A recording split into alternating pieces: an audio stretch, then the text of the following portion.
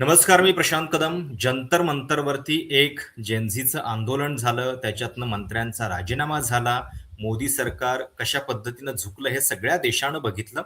पण या संपूर्ण आंदोलनाच्या भोवती, या जनआक्रोशाच्या भोवती एक मुद्दा केंद्रस्थानी आहे आणि तो म्हणजे देशातल्या परीक्षांचा. आपल्याकडे सुद्धा महाराष्ट्रामध्ये एम-पी-एस-सीची मुलं आंदोलनं करतायत, कारण त्यांना ऑनलाईन परीक्षा नकोय. त्याच्यामध्ये होणारे घोळ हे अजूनही सरकारनं नीटपणे निस्तरलेले नाहीयेत आणि म्हणून जेव्हा आपण या आंदोलनाबद्दल बोलतोय, त्याच्याबद्दलच्या गोष्टी आपल्या अवतीभोवती बघतोय, त्यावेळी सगळ्यात महत्त्वाची चर्चा ह्याची व्हायला पाहिजे, की परीक्षा आपल्याकडे नीट होत का नाहीये आणि त्याच्या संदर्भात 2023 मध्ये तलाठी भरती संदर्भात मॅटनं महाराष्ट्रामध्ये एक जो निर्णय दिलेला होता, त्याची सुद्धा अंमलबजावणी आपल्या सरकारनं केलेली नाहीये. तो निर्णय नेमका काय आहे? एम-पी-एस-सीची मुलं ऑनलाईन परीक्षांना विरोध नेमका का करतायत?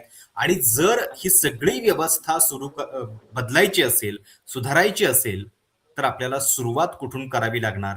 याच्याबद्दल आपण जरा ही एक सविस्तर चर्चा करणार आहोत. त्यामुळे ही चर्चा नीटपणे, पूर्णपणे ऐका. तुम्हाला बरेच मुद्दे समजतील. माझ्यासोबत 2 खास गेस्ट आहेत, जे या सगळ्या परीक्षेच्या घोळाबद्दल अधिकारानं बोलू शकतील. धनंजय शिंदे काँग्रेसचे प्रवक्ते आहेत, पण तरी सुद्धा या सगळ्याबद्दल म्हणजे विशेषतः टेक्नॉलॉजी बद्दलचं त्यांचं काम महत्वाचं आहे आणि एम-पी-एस-सीच्या आंदोलनामध्ये देखील ते फार सक्रिय होते. राहुल कवटेकर माझ्यासोबत आहेत. स्पर्धा परीक्षा समन्वय समिती जी आहे त्याचे अध्यक्ष आहेत. सुरुवात करूयात. अ, धनंजय शिंदे सर, काय नेमकं म्हणजे आपल्याकडे असा एक समज असतो, की ऑनलाईन काही होणं म्हणजे मॉडर्न होणं, सोपं होणं आणि त्याच्यामध्ये पारदर्शकता येणं. असं असताना ऑनलाईन परीक्षांना विरोध होण्यापाठीमागची नेमकी भूमिका काय आहे?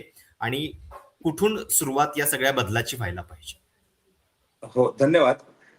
सर्वप्रथम तुम्ही जंतर मंतरच्या आंदोलनाचा रेफरन्स दिलात तुमच्या चर्चेच्या निमित्ताने. मी आज पुण्यात आहे आणि बरं. पुण्यात अमित शहा येतायत हो. आणि जंतर मंतरवरती ज्या मुला-मुलींवरती, युवकांवरती दिल्ली पोलीस जे अमित शहांच्या गृहमंत्र्याला रिपोर्ट करतं, तर त्या दिल्ली पोलिसांनी ज्या पद्धतीने अत्यंत अमानवीय पद्धतीने, अमानुषपणे ह्या आंदोलनकर्त्या विद्यार्थ्यांवरती जो हल्ला केला, त्याचा मी जाहीर शब्दांमध्ये निषेध करतो आणि अमित शहांना याचं उत्तर द्यावंच लागेल. जी आमच्या हं, पक्षाची सुद्धा भूमिका आहे. राहुलजींनी सुद्धा संसदेमध्ये हा विषय उचललेला. संसदेत हं. त्यांना बोलू दिलं नाही म्हणून त्यांनी परवाच्या दिवशी सेपरेट एक पत्रकार परिषद घेतली आणि हो. याच्या संदर्भात प्रश्न विचारले. तर हं, ह्या आता जे काही चाललेलं आहे, ह्या हिंसक प्रवृत्तीचा आम्ही जाहीर निषेध करतो. हं, या निमित्ताने एक मला महत्वाचं सांगायचं आहे, की जेव्हा ऑनलाईन परीक्षा घेण्यात आलेल्या आहेत आणि हं, त्या ऑनलाईन परीक्षांच्या विरोधात जी काही विद्यार्थी आंदोलनं झालेली आहेत, ही सगळी शांततेमय मार्गाने झालेली आहेत, हं. अहिंसात्मक मार्गाने झालेली आहेत, संविधानिक मार्गाने झालेली आहेत आणि तो एक प्रकारचा सत्याग्रह होता, जो गांधीजींच्या विचारावरती होता. म्हणजे नुसतं जंतर मंतरच नव्हे, तर संपूर्ण देशभरात जेवढी जेवढी आंदोलन होत आहेत, ही शांततेनेच होत आहेत. त्यामुळे बरोबर. सरकारने ही आंदोलनं हिंसक पद्धतीने जर हँडल करायचा प्रयत्न केला, तर सरकार बदलण्याशिवाय आम्हाला गत्यंतर राहणार नाही, अशी विद्यार्थ्यांची भावना आहे. हं, मुद्दा असा आहे, की जर या पूर्ण ऑनलाईनच्या परीक्षा प्रक्रियेचा आपण विचार करायचा, तर गेल्या 10 ते 12 वर्षांपूर्वीचा आपल्याला इतिहास बघायला पाहिजे. आणि महाराष्ट्रामध्ये सरळ सेवा भरती होते आणि एम-पी-एस-सीच्या माध्यमातून भरती होते. किंवा आपण हं, साधा एक विचार करूया ना, 10वी परीक्षा कोण घेतं? 10वी परीक्षेला किती मुलं बसतात? 10वी हं, परीक्षा ही ऑफलाईन होते. आणि त्याचं इन्फ्रास्ट्रक्चर सुद्धा आहे आपल्याकडे. 12वी परीक्षा ऑफलाईन होते. लाखो मुलं, 15 ते 20 लाख मुलं बसतात या परीक्षांना. ग्रॅज्युएशनची परीक्षा तुम्ही आम्ही दिलेली आहे, ती सुद्धा ऑफलाईन होते. आणि ही परंपरा आहे ना, महाराष्ट्रातच नव्हे तर संपूर्ण देशभरामध्ये व्यवस्थित परंपरा चाललेली आहे. एखाद हं, दुसऱ्या ठिकाणी पेपर फुटतो, परंतु तो पण कंट्रोलमध्ये आलेला आहे आणि ही विश्वासार्ह प्रक्रिया आहे. परंतु महाराष्ट्रामध्ये ऑनलाईनची प्रक्रिया 2014 नंतर ही सुरू झाली आणि महापरीक्षा पोर्टल हे एक ऑनलाईन पोर्टल बनवण्यात आलं आणि ह्या पोर्टलच्या माध्यमातनं क्लास सी ची जी परीक्षा आहे, गट क ची परीक्षा आहे, ती 2017, 18 आणि 19 हं, ह्या कालखंडामध्ये घेण्यात आली. आणि त्या कालखंडामध्ये महापरीक्षा पोर्टल जे आहे किंवा त्याच्या मागची जी टेक्नॉलॉजी आहे किंवा ऑनलाईन परीक्षेची जी टेक्नॉलॉजी आहे, जी प्रक्रिया आहे, ती दिल्लीच्या यूएसटी ग्लोबल नावाच्या कंपनीला देण्यात आलेलं आहे ते कंत्राट. हं. आणि जवळजवळ 25,000 ते 30,000 जणांची भरती झाली. आता याच्यात घोळ झाले मोठ्या प्रमाणामध्ये आणि म्हणून विद्यार्थी आता जसे आपल्याला रस्त्यावर दिसतायत ना, एमपीएससी ऑफलाईन परीक्षेची ऑनलाईनचा निर्णय सरकारने घेतला. 25 तारखेला तर तेव्हापासून जे काही जूनच्या तेव्हापासून जी काही आंदोलनं दिसतात महाराष्ट्रावर, तशीच मुलं उत्स्फूर्तपणे रस्त्यावर उतरली. परंतु बर महाराष्ट्र सरकारने त्यावेळेस सुद्धा ऐकलं नव्हतं. आणि आपलं जे सैन्य आहे, सैन्याच्या परीक्षेमध्ये सुद्धा त्या कंपनीला कंत्राट देण्यात आलेलं. आणि हम्म, तिथे सुद्धा असा घोळ झाल्यानंतर मग सैन्याने त्या कंपनीला ब्लॅकलिस्ट केल्यानंतर मग 2019ला नवीन महाविकास आघाडी सरकार आल्यानंतर ह्या कंपनीला ब्लॅकलिस्ट करण्यात आलं.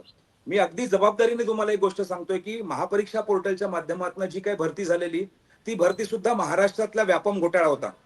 त्यावेळेस आयटी मिनिस्टर देवेंद्र फडणवीस होते, होम मिनिस्टर देवेंद्र फडणवीस होते आणि मुख्यमंत्री सुद्धा देवेंद्र फडणवीस होते. हम्म, नवीन सरकार आलं, नवीन सरकारने टीसीएस आणि आयबीपीएस नावाच्या 2 कंपन्यांना हे कंत्राट दिलं. आणि हम्म, त्याच्यानंतर हे नवीन सरकार महाविकास आघाडीचं बदललं आणि पुन्हा एकदा हे कशा पद्धतीने महाराष्ट्रात खोके सरकार आलं. तर हम्म, या संपूर्ण परीक्षेच्या प्रक्रियेचा युएस टेक्नॉलॉजीचा महापरीक्षा पोर्टलची तंत्रज्ञान काय आहे, त्यांची हम्म, प्रक्रिया किंवा प्रोसेस काय आहे, याचं इंटरनल ऑडिट करण्यात आलं. कॉन्फिडेन्शियल गुप्त अहवाल बनवण्यात आला. तो प्राइस वॉटर हाऊस कुपर्स नावाच्या नावाजलेल्या ऑडिट संस्थेच्या माध्यमातून करण्यात आला. हा हम्म, गुप्त अहवाल जो आहे त्याच्यातले जर तुम्ही फाइंडिंग्स बघितले तर तुम्हाला लक्षात येईल की कशा पद्धतीने महाराष्ट्रातल्या लाखो मुलांचा हम्म, विश्वासघात करण्यात आलेल्या ऑनलाईनच्या माध्यमातून. तो बर परीक्षेचा तो पीडब्ल्यूसीचा जो अहवाल आहे, तो हम्म, 2022च्या डिसेंबर महिन्यातलं हिवाळी अधिवेशन जे होतं आपल्या नागपूरला, तर हम्म, हिवाळी अधिवेशनाच्या 1 ते 2 दिवस अगोदर तो अहवाल पब्लिक डोमेन मध्ये उपलब्ध झाला. सरकारमधली जी प्रामाणिक लोक आहेत त्यांना खतखत होती त्यांच्यामध्ये की बाबा हे काय चाललेलं आहे. तर मग बर तो अहवाल उपलब्ध झाला. परंतु त्या अहवाल उपलब्ध झाल्यानंतर सुद्धा सरकारने तो अहवाल दाबला. आणि हम्म, त्याच्यानंतर म्हणजे महापरीक्षा पोर्टलचा घोटाळा हा महाराष्ट्रातला सगळ्यात मोठा व्यापमचं स्वरूप असणारा घोटाळा होता. आत्ताच्या हम्म, टीसीएस, आयपीपीएस किंवा जेवढ्या जेवढ्या ऑनलाईन परीक्षा घेण्यात आलेल्या आहेत, हम्म, प्रत्येक परीक्षेमध्ये घोटाळा झालेला आहे असं उपलब्ध माहितीवरनं लक्षात येतं. आता बर बघा, एक म्हणणं असतं की पकडली जाते ती चोरी, हो पकडली जात नाही त्याचं काय. हो त्यामुळे या कंपन्यांच्या माध्यमातून किंवा म्हाडाची भरती, पोलीस भरती, हम्म, मृदा आणि जलसंधारणाची भरती किंवा वन विभागाची भरती, या भरती प्रक्रियेबाबत आम्ही आवाज उठवत होतो. त्याचे चोरी पकडली गेली, घोटाळे झाले, ती चोरी पकडली गेली, हम्म, गुन्हेगारांना पकडलं, त्यांच्यावरती गुन्हे दाखल झाले आणि ते मग बर नंतर सुटले आणि सही सलामत दुसरे गुन्हे करण्यामध्ये सुद्धा तेच होते. आणि बर त्यामुळे महाराष्ट्रातला 2023चा जो तलाठीचा परीक्षा घेतलेली, ज्याला जवळजवळ 4,850च्या आसपास पदं होती, हम्म, 11 लाख विद्यार्थ्यांनी त्याला अर्ज केलेले. आणि बर तलाठीच्या परीक्षेमध्ये सुद्धा त्या संदर्भात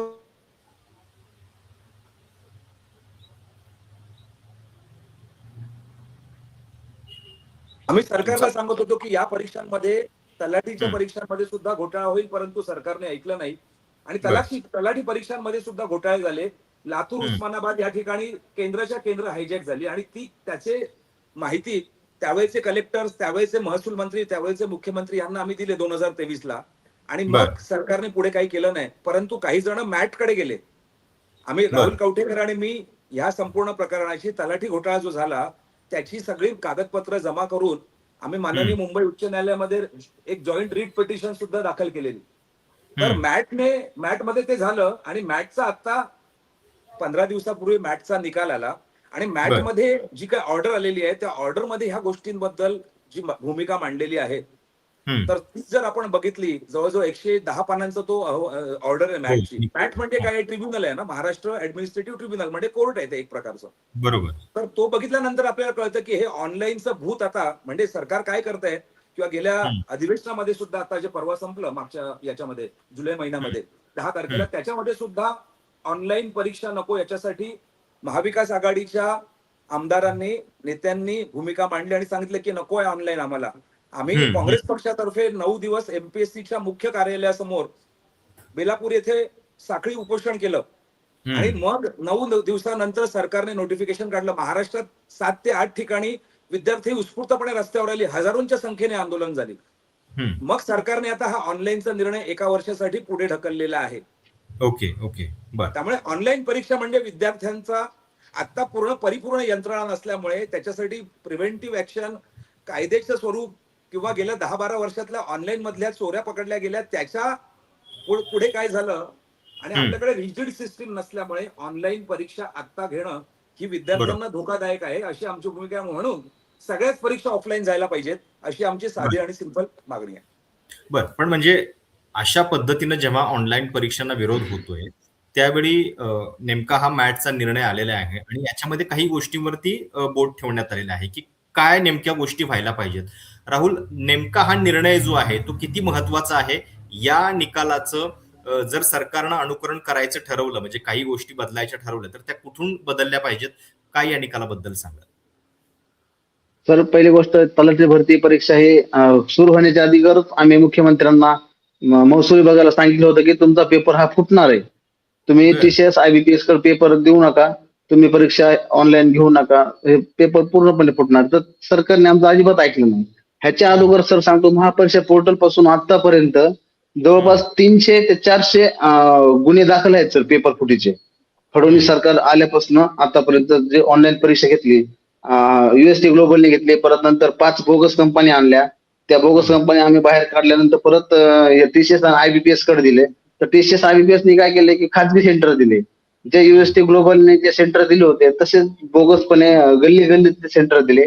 इथं सेंटर चालक मॅनेज होतात, TCS चे अधिकारी मॅनेज होतात, महसूल विभागाचे समजा प्रत्येक डिपार्टमेंटचे जे सेंटरवरचे अधिकारी असतात ते मॅनेज होऊन पूर्ण सेंटर मॅनेज होते. ह्याचे पुरावे आहेत आमच्याकडे.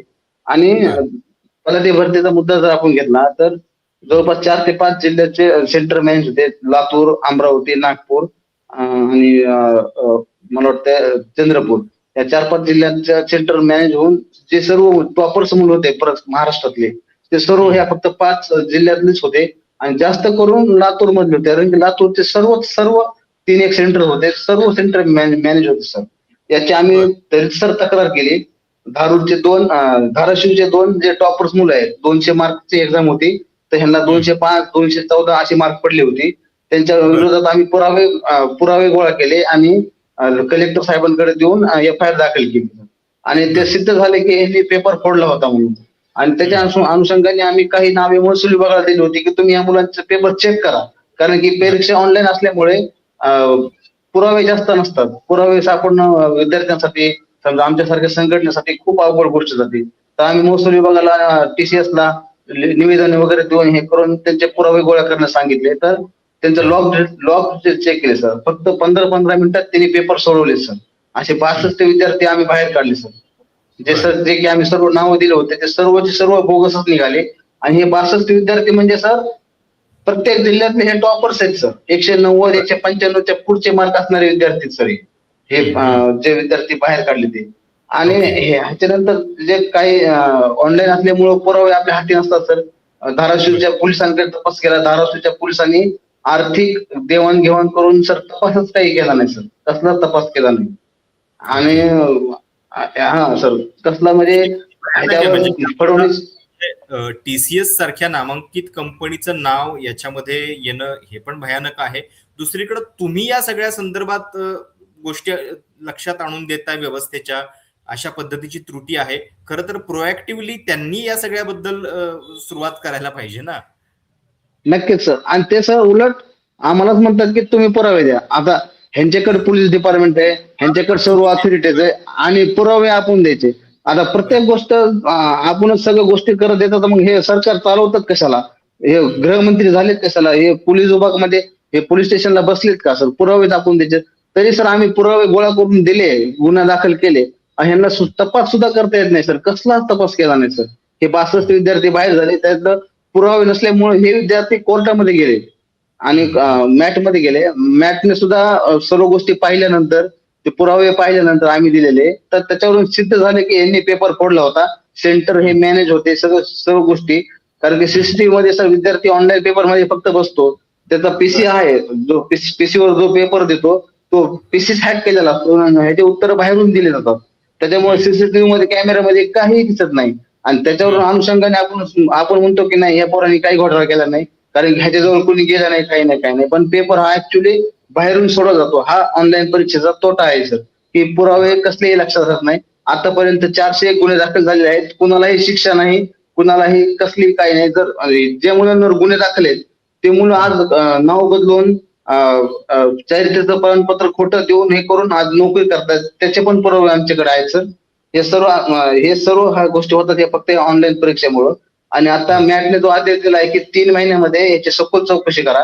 याच्यावर महाराष्ट्र सायबर थ्रू अधिकारी थ्रू SIT दाखल करून 3 महिन्याच्या आत सर्व गोष्टीचा तपास करून आम्हाला आणि महाराष्ट्र शासनाला याचा हे द्यावं, म्हणजे तपास करायला झालेलं दाखवावं. ओके. आता मला वाटत नाही की सरकार काही तपास करेल, काय करेल. ह्याच्या अनुषंगाने माझं लोकसेवा आयोगाला विनंती आहे की तुम्ही परीक्षा ह्या ऑनलाईन घेऊ नका, कारण की विद्यार्थ्यांचा तुमच्यावर आतापर्यंत खूप विश्वास आहे, आमचा पण खूप विश्वास आहे. आयोगाला सुद्धा माहिती आहे की आम्ही किती प्रयत्न केले की सर्व परीक्षा ह्या MPSC कडे जाण्यासाठी. का तर फक्त आपण पारदर्शक आहात म्हणून. आपणच जर परीक्षा ऑनलाईन घेतली तर परत तेच होणार. बर बर. आता एवढं एक मोठं आंदोलन झालं, त्याच्यानंतर सरकारनं मला वाटतं 2027 सांगितलेलं आहे की आपण जुन्याच पद्धतीने परीक्षा घेऊयात. शिंदे सर, ज्यावेळी आपण या सगळ्या गोष्टी बोलतोय, एक मोठा जनआक्रोश आपल्याला देशाच्या सगळ्या तरुणाईचा दिसतोय, तिकडे संसदेमध्ये एक नवीन बिल, म्हणजे खरं तर जुनंच बिल, त्याच्यामध्ये काही अमेंडमेंट सरकारनं आणलेले आहेत. 2024ला जो कायदा आलेला होता त्याच्यामध्ये नवीन दुरुस्ती विधेयक जे आहे ते आता संसदेमध्ये मांडलं गेलं, लोकसभेमध्ये ते मंजूर पण झालेलं आहे. तर असं विधेयक असताना सुद्धा तुम्हाला या पेपर फुटीबद्दल काही खात्री का वाटत नाही? हे विधेयक या सगळ्याबद्दल पुरेसं का नाही वाटत? त्याच्याबद्दल जरा. गंमत अशी आहे की बघा, म्हणजे इंग्लिशमध्ये शब्द आहे, एक प्रिव्हेंटिव्ह ऍक्शन आणि करेक्टिव्ह ऍक्शन. म्हणजे गुन्हा झाल्यानंतर काय करता येईल त्याच्यासाठीचं बिल संसदेमध्ये आलेलं आहे. पण गुन्हा होऊ नये याच्यासाठी काय, गुन्हा होऊ नये याच्यासाठी काय. आणि म्हणून जसं मगाशी राहुलने सांगितलं की गेल्या 10 वर्षामध्ये 300 पेक्षा जास्त गुन्हे झालेले आहेत. त्यामुळे हे जे बिल आणलेलं आहे, ही फक्त जनक्षोभ जो आहे तो शांत व्हावा यासाठी आणलेलं तर नाहीये ना. कारण रोगाचं मुळापासून उच्चाटन करण्याची त्याच्यात काहीही, म्हणजे काहीही हे दिसत नाहीये. तुम्हाला मी एक गोष्ट सांगतो, गंमत म्हणजे झारखंड हायकोर्ट जे आहे, उच्च न्यायालय झारखंड राज्याचं, तर तिथे सुद्धा क्लास 4 ची ऑनलाईन परीक्षा झालेली. म्हणजे हे लोण आहे ना, हे कशा पद्धतीने संघटितरित्या संपूर्ण देशभर पसरलेले आहे. प्रश्न फक्त MPSC किंवा महाराष्ट्राचा नाहीये, किंवा प्रश्न फक्त स्पर्धा परीक्षाच्या माध्यमातून नोकऱ्यांचा नाहीये. NTA आपण बघितलं, नीटचं जे पुढे आलं ते, किंवा महाराष्ट्रामध्ये तर जी कॉमन एंट्रन्स एक्झाम होते त्याच्या बाबतीत सुद्धा गडबडीचं सगळं येत आहे. तर झारखंडमध्ये क्लास 4 ची भरती झाली, काही लोक कोर्टात गेले आणि झारखंडच्या उच्च न्यायालयाने निर्णय दिला आणि ती पूर्ण भरती प्रक्रिया रद्द झाली. त्या अनुषंगाने मी अगदी जबाबदारीने सांगेन की महाराष्ट्रातल्या तलाठी भरती परीक्षेमध्ये ती भरती परीक्षा जर डिफेक्टिव्ह असेल तर मॅटच्या ऑर्डरला सरकारने गांभीर्याने घेऊन तलाठी परीक्षेची पूर्ण चौकशी करून ती प्रक्रिया जर सदोष वाटली तर महाराष्ट्रातली 2023 साली झालेली तलाठी प्रक्रिया सुद्धा सरकारने रद्द करायला पाहिजे, जर सरकार प्रामाणिक असेल तर. परंतु मी तुम्हाला सांगतो प्रशांतजी, गंमत अशी आहे, मॅटचा निकाल आला 6 जुलै रोजी. बघा गंमत. आणि त्याच्यामध्ये TCSचं नाव आहे, म्हणजे TCS कंपनीच्या माध्यमातून हे झालेलं आहे. आम्ही 8 तारखेला MPSCच्या कार्यालयासमोर ऑफलाईन परीक्षेसाठी आंदोलनाला बसलो. सरकारने 16 तारखेला सरकारने निर्णय घेतला आणि सांगितलं की 1 वर्षासाठी आम्ही ऑनलाईन परीक्षा स्थगित करतोय. आणि त्याच्यानंतर 2 दिवसानंतर मुख्यमंत्री देवेंद्र फडणवीस सरकारने महाराष्ट्र राज्याचे मुख्य सचिव आणि अजून 3 ते 4 जणांना एकत्र आणून ऑनलाईन परीक्षा घेण्यासाठी एक समिती नेमली.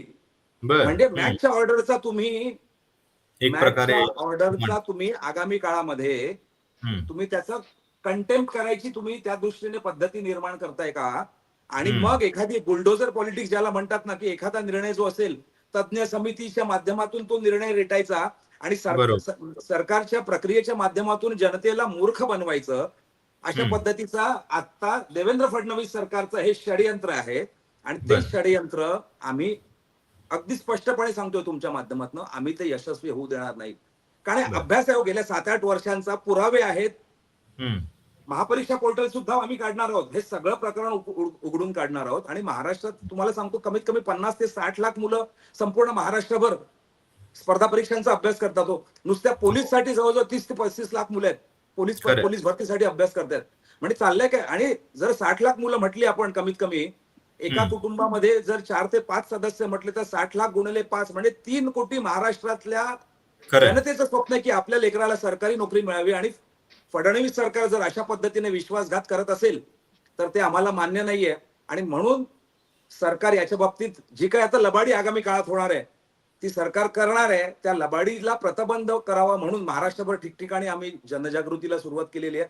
येत्या 9 तारखेपासून 9 ऑगस्ट हा ऑगस्ट क्रांती दिवस आहे. 9 ऑगस्ट ते 15 ऑगस्ट ऑगस्टचा क्रांतीचा महिना आहे. तर आपण रोजगार न्याय यात्रेचं आयोजन केलेलं आहे. मी आज उद्या 2 दिवस पुण्यामध्ये आहे. विद्यार्थ्यांची भेट घेणार आहे. सगळ्या महाराष्ट्रातले विदर्भ, मराठवाडा, पश्चिम महाराष्ट्र, उत्तर महाराष्ट्रातली मुलं पुण्यामध्ये येतात अभ्यासासाठी. तर मग ह्या मुलांशी चर्चा करून त्याचं नियोजन करणार आहे. परंतु सरकारला ऑफलाईनचा निर्णय घ्यावाच लागेल.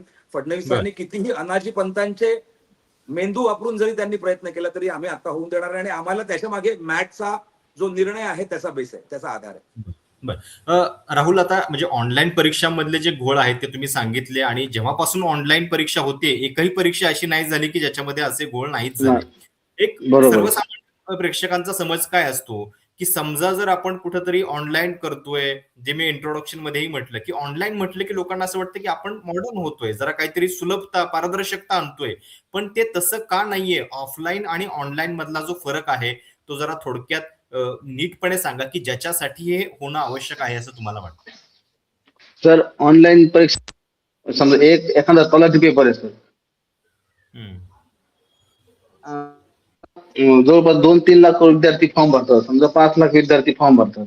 तर 5 लाख विद्यार्थ्यांची ऍट अ टाइम परीक्षा सरकार ऑनलाईन घेऊ शकत नाही.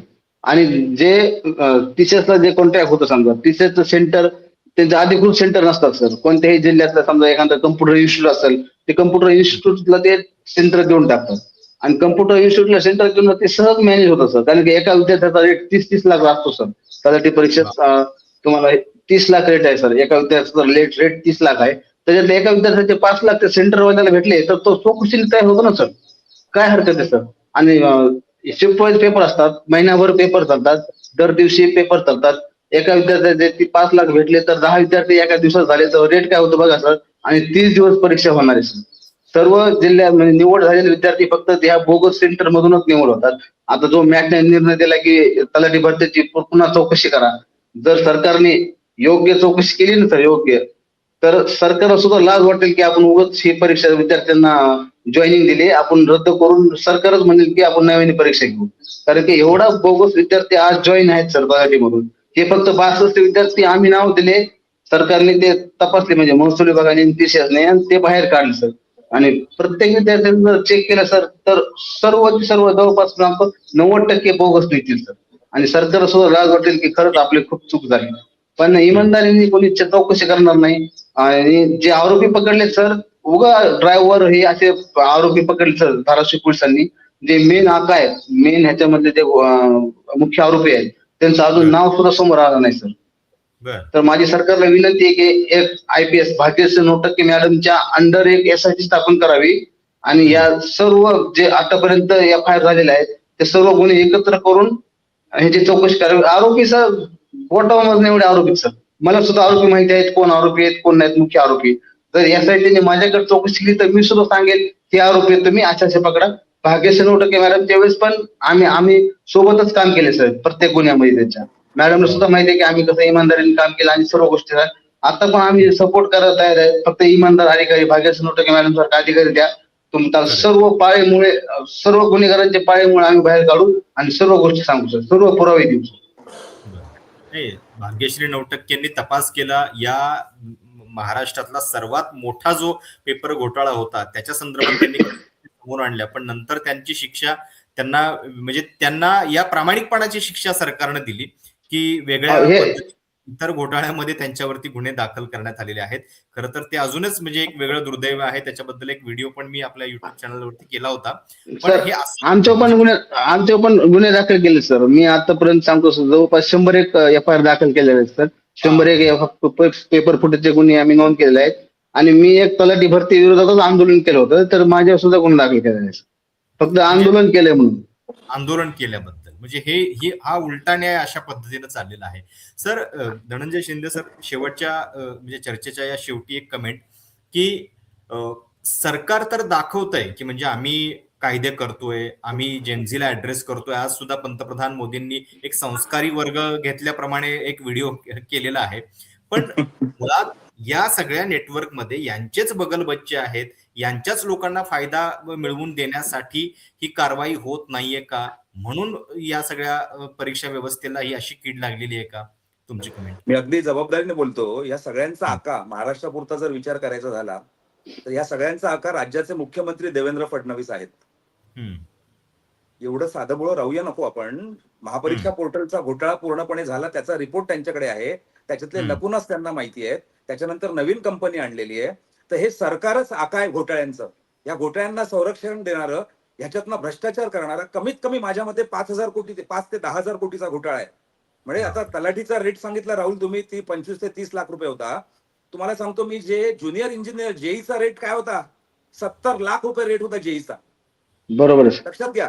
त्यामुळे सरकारच आका आहे आणि आपल्या समोरची हीच आता सध्या काय झालंय, संस्कृती पंतप्रधानांकडनं संस्कृती मागायची, आपण शिकायची वेळ आलेली आहे. संघाकडनं ह्या महाराष्ट्र ह्या देशाला आरएसएसच्या पंतप्रधानांकडनं किंवा आरएसएसच्या नेत्यांकडनं संस्कृती शिकायला म्हणजे लागणं ही मोठी शोकांतिका आहे. परंतु गेल्या 12 वर्षांमध्ये त्यांनी जे काही आयटी सेलच्या माध्यमातून नरेटिव्हचं राजकारण केलं, संस्कृती किंवा परीक्षा पे चर्चा किंवा अजून जे काही कार्यक्रम केले, जे सगळे फोकनाड होते, सगळे म्हणजे ज्याच्यात काही अर्थच नव्हता, त्या सगळ्या कार्यक्रमांना या देशातल्या तरुण तरुणींनी गेल्या जे आंदोलन सुरू झालं जंतर मंतरवर आणि त्याचं लोण जे देशभर पसरलं, तर त्याला जे उत्तर दिलेलं आहे पंतप्रधान नरेंद्र मोदी, अमित शहा हे कशा पद्धतीने ही व्यवस्था राबवत आहेत, हे कशा पद्धतीने बोगस गोष्टी करतायत, त्यांचा बुरखा फाडला.